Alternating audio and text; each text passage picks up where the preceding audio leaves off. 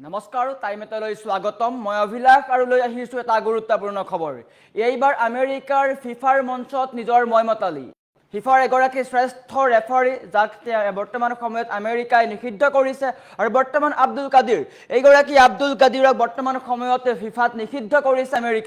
আমেৰিকাৰ এই কাৰ্যক লৈ এতিয়া সকলোৱে ধিক্কাৰ জনাইছে সকলোৱে গৰিহণা জনাইছে কিয়নো কেৱল মাত্ৰ মুছলমান হোৱাৰ কাৰণেই আমেৰিকাত বা ফিফাত প্ৰৱেশ নিষিদ্ধ কৰিলে আমেৰিকাই আৰু আমেৰিকাৰ এই কাৰ্যক লৈ সকলোৱে স্পষ্টকৈ কৈছে কেৱল মাত্ৰ মুছলমান হোৱাৰ কাৰণেই এইগৰাকী শ্ৰেষ্ঠ ৰেফাৰীক আমেৰিকাই নিষিদ্ধ কৰিছে আৰু সমগ্ৰ ঘটনাক লৈ কি হৈছে সবিশেষ লৈ অহাৰ চেষ্টা কৰিছো জনাই আছো টাইমেট বিগ ব্ৰেকিং ডাঙৰ খবৰ শিক্ষিত আমেৰিকাৰ জঘন্য কাণ্ড কেৱল মাত্ৰ মুছলমান হোৱাৰ কাৰণেই এই সিদ্ধান্ত শ্ৰেষ্ঠ ৰেফাৰী আব্দুল কাদিৰক ফিফাত প্ৰৱেশ নিষিদ্ধ কৰিলে আমেৰিকাই বিশ্বৰ এগৰাকী শ্ৰেষ্ঠ ৰেফাৰীক নিষিদ্ধ ঘোষণা কৰিছে আমেৰিকাৰ এই কাৰ্যক লৈ এতিয়া বিশ্বজুৰি গৰিহণা দিছে বিশ্বৰ প্ৰতিগৰাকী ক্ৰীড়াপ্ৰেমীয়ে গৰিহণা দিছে সকলো বৈধ নথিপত্ৰ থকাৰ পিছতো সোমালিয়াৰ শ্ৰেষ্ঠ ৰেফাৰীগৰাকীক আমেৰিকাত প্ৰৱেশত বাধা কোনো স্পষ্ট কাৰণ অবিহনে সুৰক্ষা কৰ্মীয়ে বাধা দিলে শ্ৰেষ্ঠ ৰেফাৰীগৰাকীক মুছলিম নাগৰিক হোৱাৰ বাবে আব্দুল কাদিৰ বৰ্ণ বৈষম্য আৰু আমেৰিকাৰ এই নীতিক লৈ এতিয়া গৰিহণা দিছে বিশ্ব ফুটবল সংস্থা অৰ্থাৎ ফিফাও এতিয়া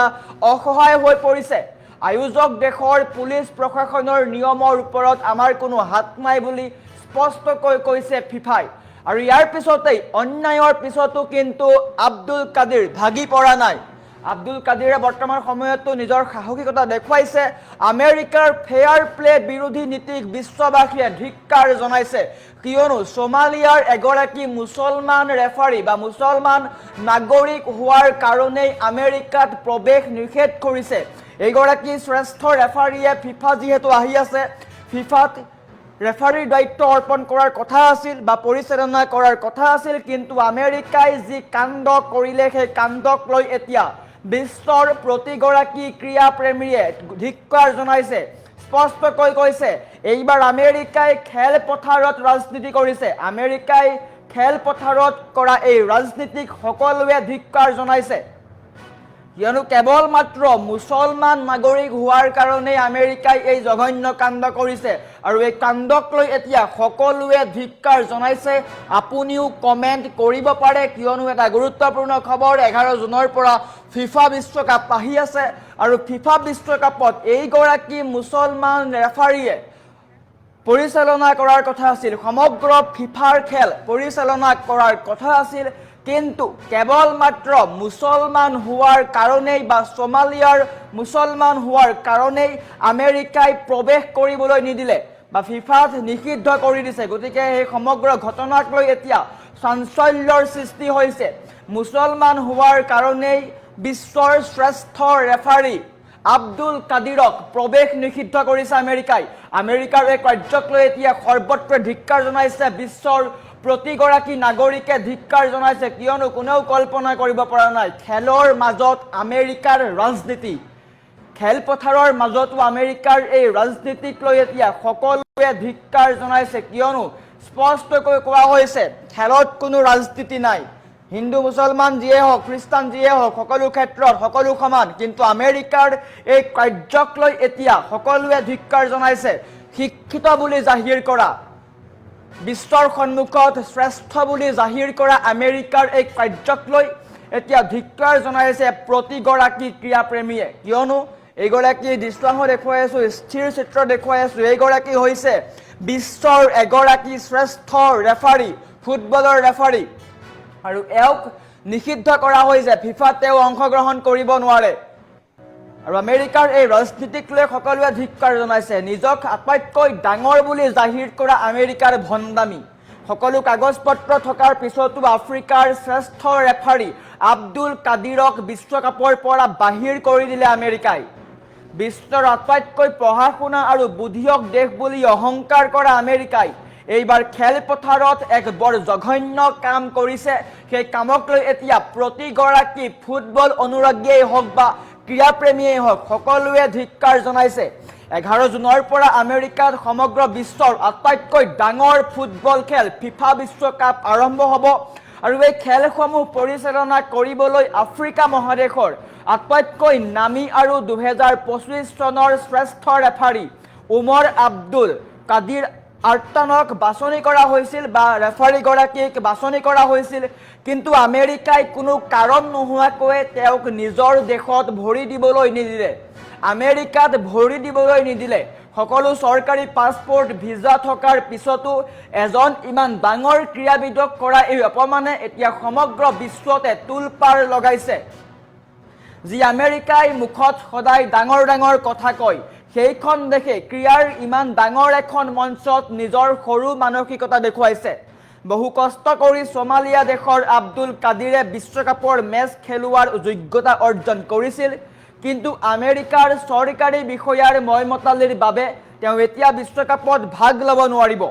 এজন পাকৈত মানুহৰ বা এজন পাকৈত ক্ৰীড়াবিদৰ ইমান ডাঙৰ সপোনটোক আমেৰিকাই মুহূৰ্ততে ভৰিৰে মোহাৰি পেলালে আৰু এই কাৰ্যক সকলোৱে ধিক্কাৰ জনাইছে। আটাইতকৈ আচৰিত কথাটো হৈছে ৰেফাৰী উমৰ আব্দুল কাদিৰৰ ওচৰত আমেৰিকালৈ যাবলৈ চৰকাৰে দিয়া সকলো বৈধ ভিজা আৰু সকলো কাগজ পত্ৰ আছে।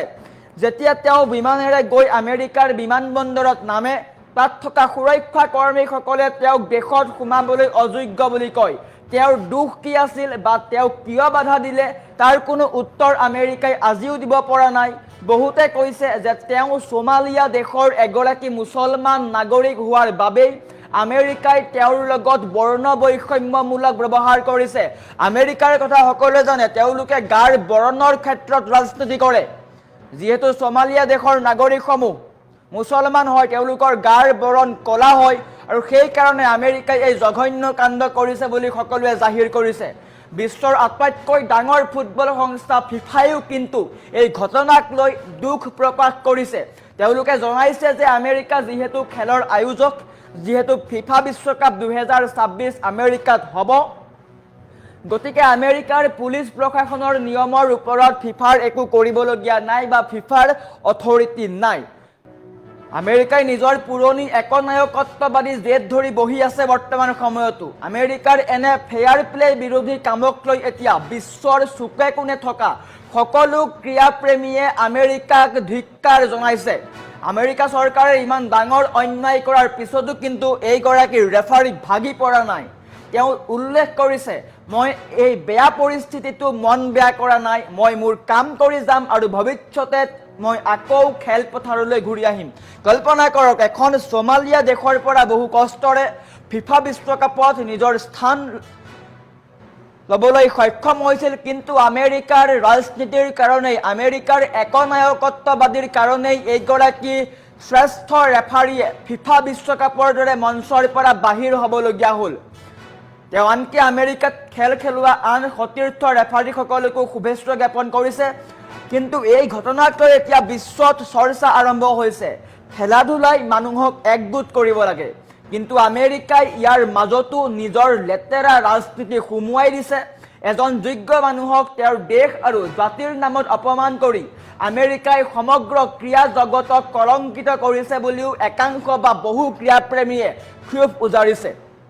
আৰু এতিয়া বৰ্তমান সময়ত আমেৰিকাক লৈ চাঞ্চলৰ সৃষ্টি হৈছে। আমেৰিকাৰ এই কাৰ্যক লৈ সকলোৱে ধিক্কাৰ জনাইছে, কিয়নো ফিফা বিশ্বকাপৰ দৰে মঞ্চত আমেৰিকাই নিজৰ ৰাজনীতি কৰিছে আৰু সেই ৰাজনীতিক লৈ এতিয়া সকলোৱে ধিক্কাৰ জনাইছে। ফিফা বিশ্বকাপৰ মজিয়াত এইবাৰ আমেৰিকাৰ ময়মতালি। আপোনালোকে কমেণ্ট কৰিব পাৰে, আপোনালোকৰ মন্তব্য আমি লোৱাৰ চেষ্টা কৰিম, আপোনালোকৰ কমেণ্ট পঢ়াৰ চেষ্টা কৰিম। আপোনালোকে কমেণ্ট কৰক, কিয়নো খেলৰ মাজত ৰাজনীতি অন্তৰ্ভুক্ত কৰাটো গ্ৰহণযোগ্য নে? কিয়নো এইগৰাকী খেলুৱৈ, যিগৰাকী ৰেফাৰীয়ে বহু কষ্টৰ বলত ফিফাত নিজৰ নাম অন্তৰ্ভুক্ত কৰিবলৈ সক্ষম হৈছিল, কিন্তু আমেৰিকাৰ লেতেৰা বা ৰাজনীতিৰ কাৰণে এইগৰাকী উদীয়মান এগৰাকী প্ৰতিভাশালী ৰেফাৰী, যাৰ নাম হৈছে আব্দুল কাদিৰক বাহিৰ কৰা হৈছে ফিফাৰ মঞ্চৰ পৰা। আৰু তাৰ পিছতেই বিশ্বজুৰি চৰ্চা আৰম্ভ হৈছে, কেৱল মাত্ৰ সোমালিয়া দেশৰ মুছলমান হোৱাৰ কাৰণেই এইগৰাকী আব্দুল কাদিৰক বাহিৰ কৰিলে আমেৰিকাই। আমেৰিকাৰ এই কাৰ্যক লৈ প্ৰতিগৰাকী ক্ৰীড়াপ্ৰেমীয়ে ধিক্কাৰ জনাইছে। সকলোৱে কৈছে আমেৰিকাই বিশ্বত বৰ্তমান সময়ত নিজৰ দাদাগিৰি দেখুৱাই আছে আৰু এইবাৰ খেলপথাৰৰ মাজত আমেৰিকাই মইমতালি কৰিছে আৰু আমেৰিকাৰ এই মইমতালিক লৈ সকলোৱে ধিক্কাৰ জনাইছে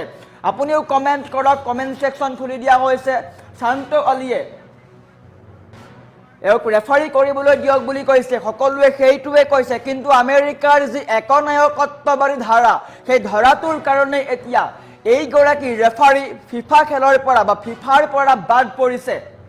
বৰ্তমান সময়ত আমেৰিকাৰ এই কাৰ্যক লৈ সকলোৱে ধিক্কাৰ জনাইছে কিয়নো খেলৰ মাজত আমেৰিকাৰ এই ৰাজনীতিক লৈ সকলোৱে গৰিহণা দিছে সকলোৱে ধিক্কাৰ জনাইছে স্পষ্টকৈ কৈছে খেলৰ মাজত ৰাজনীতি নহয় খেলৰ মাজত পুৰণি পৰম্পৰা নহয় কিয়নো আমেৰিকাৰ আমি জানিব পাৰো যে স্পষ্টকৈ দেখিবলৈ পাওঁ আমেৰিকাই বৰ্ণ বৈষম্যক বিশ্বাস কৰে আমেৰিকাই গাৰ বৰণক বিশ্বাস কৰে যেহেতু এইগৰাকী সোমালিয়া দেশৰ নাগৰিক এগৰাকী মুছলমান নাগৰিক আৰু এওঁৰ গাৰ বৰণ কলা গতিকে গাৰ বৰণ কলাৰ কাৰণে আমেৰিকাই বৰ্তমান সময়তো এইবিলাক পৰম্পৰা বৰ্তাই আছে আৰু বৰ্তমান সময়ত হিয়া স্পষ্ট হৈ পৰিছে যে কেৱল মাত্ৰ গাৰ বৰণ কলা বা মুছলমান হোৱাৰ কাৰণে ফিফা বিশ্বকাপৰ পৰা এই গৰাকী আব্দুল কাদিৰক বাহিৰ কৰা হৈছে নিষিদ্ধ কৰা হৈছে আমেৰিকাৰ এই কাৰ্যক লৈ সকলোৱে ধিক্কাৰ জনাইছে কিয়নো বিশ্বৰ অন্যতম ফুটবল খেল ফিফা বিশ্বকাপ বিশ্বৰ আটাইতকৈ ডাঙৰ খেল বুলি কোৱা হয় ফিফা বিশ্বকাপ য'ত ৪৬খন দেশে অংশগ্ৰহণ কৰিছে আৰু 11 জুনৰ পৰা আমেৰিকাত এই খেল আৰম্ভ হ'ব আৰু এই খেলত এই গৰাকী প্ৰতিভাশালী ক্ৰীড়াবিদে ৰেফাৰী বা খেল পৰিচালনা কৰাৰ কথা আছিল আৰু তেওঁ সকলো বৈধ নথিপত্ৰ ভিজা সকলো উলিয়াই আমেৰিকালৈ গৈছিল কিন্তু বিমান বন্দৰতে এওঁক অবৈধ বুলি ঘোষণা কৰে আমেৰিকাত প্ৰৱেশ কৰিবলৈ নিদিয়ে আৰু সমগ্ৰ ঘটনা পোহৰলৈ অহাৰ পিছতে বিশ্বজুৰি চৰ্চা আৰম্ভ হৈছে সকলোৱে ধিক্কাৰ জনাইছে কিয়নো আমেৰিকাৰ এই একনায়কত্ববাদী ধাৰাক সকলোৱে ধিক্কাৰ আৰু গৰিহণা জনাইছে আপোনালোকৰ মতামত আগবঢ়াব পাৰে নিশ্চয়কৈ সকলোৱে ধিক্কাৰ জনাইছে আৰু বৰ্তমান সময়ত আমেৰিকাৰ এই কাৰ্যক লৈ আপোনাৰ মতামত কি আপুনিও কমেন্ট কৰি জনাব পাৰে